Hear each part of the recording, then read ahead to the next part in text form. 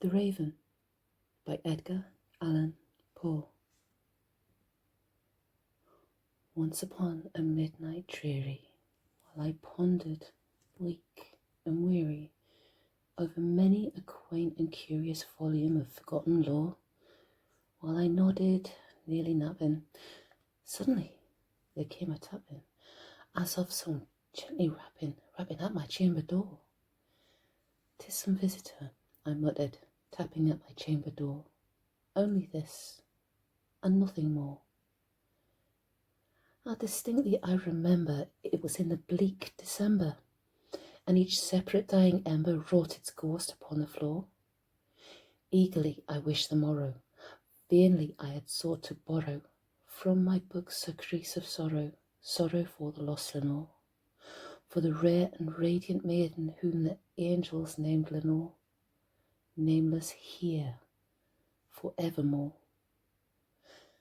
And the silken, sad, uncertain rustling of each purple curtain thrilled me, filled me with fantastic terrors never felt before, so that now, to still the beating of my heart, I stood repeating, "'Tis some visitor entreating entrance at my chamber door, some late visitor entreating entrance at my chamber door. This is it, and nothing more." Presently my soul grew stronger, hesitating then no longer. "Sir," said I, "oh madam, truly your forgiveness I implore, but the fact is I was napping, and so gently you came rapping, and so faintly you came tapping at my chamber door, that I scarce was sure I heard you." And here I opened wide the door. Darkness there, and nothing more. Deep into that darkness peering, long I stood there wondering, fearing, doubting, dreaming dreams no mortal ever dared to dream before. But the silence was unbroken, and the darkness gave no token, and the only word there spoken was the whispered word, "Lenore." This I whispered, and an echo murmured back the word, "Lenore." Merely this, and nothing more. Back into the chamber turning, all my soul within me burning. Soon again I heard a tapping, somewhat louder than before. "Surely," said I, "surely that is something at my window lattice. Let me see then what thereat is, and this mystery explore. Let my heart be still a moment, and this mystery explore. 'Tis the wind, and nothing more." Open here I flung the shutter, when with many a flirt and flutter, in there stepped a stately raven of the saintly days of yore. Not the least obeisance made he, not a minute stopped or stayed he, but with mien of lord or lady, perched above my chamber door, perched upon a bust of Pallas, just above my chamber door, perched and sat, and nothing more. Then this ebony bird beguiling my sad fancy into smiling, by the grave and stern decorum of the countenance it wore. "Though thy crest be shorn and shaven, though," I said, "art shorn, O craven, ghastly, grim, and ancient raven, wandering from the nightly shore. Tell me what thy lordly name is on the night's Plutonian shore." Quoth the raven, "Nevermore." Much I marvelled this ungainly fowl to hear discourse so plainly, though its answer little meaning, little relevancy bore, for we cannot help agreeing that no living human being ever yet was blessed with seeing bird above his chamber door, bird or beast upon the sculptured bust above his chamber door, with such name as Nevermore. But the raven, sitting lonely on the placid bust, spoke only that one word, as if his soul in that one word he did outpour. Nothing farther then he uttered, not a feather then he fluttered, till I scarcely more than muttered, "Other friends have flown before." On the morrow he will leave me, as my hopes have flown before.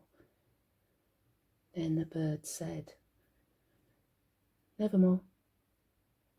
Startled at the stillness broken by reply so aptly spoken, doubtless, said I, what it utters is its only stock and store, caught from some unhappy master, whom a merciful disaster followed fast and followed faster, till his songs one burden bore, till the dirges of his hope that melancholy burden bore, of never, nevermore. But the raven still beguiling my sad fancy into smiling, straight I wheeled a cushioned seat in front of bird and bust and door.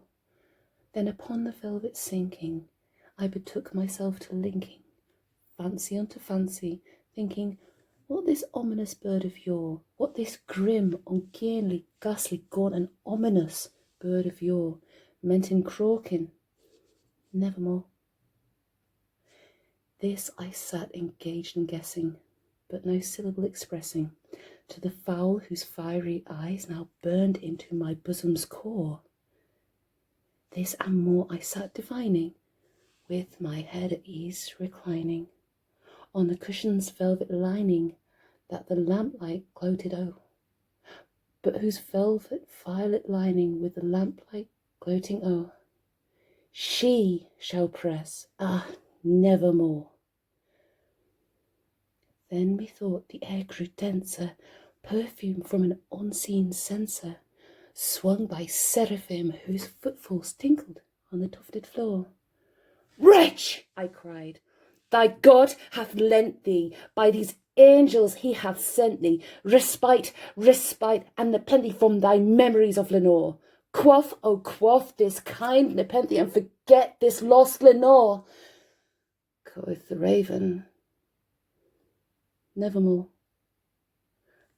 Prophet, said I, thing of evil, prophet still, if bird or devil, whether tempest sent or whether tempest toss thee here ashore, desolate yet all undaunted, on this desert island enchanted, on this home by horror haunted, tell me truly, I implore, is there balm in Gilead? Tell me, I implore. Quoth the raven, nevermore. Prophet, said I, thing of evil, prophet still, if bird or devil, by that heaven that bends above us, by that God we both adore, tell this soul with sorrow laden, if within the distant Eden it shall clasp a sainted maiden, whom the angels name Lenore. Clasp a rare and radiant maiden, whom the angels name Lenore. Quoth the raven, nevermore. Be that word a sign of parting, bird or fiend, I shrieked, upstarting. Get thee back into the tempest and the night's Plutonian shore. Leave no black gloom as a token of that light thy soul hath spoken. Leave my loneliness unbroken. Quit the bust above my door. Take thy beak from out my heart, and take thy form from off my door. Quoth the raven, nevermore.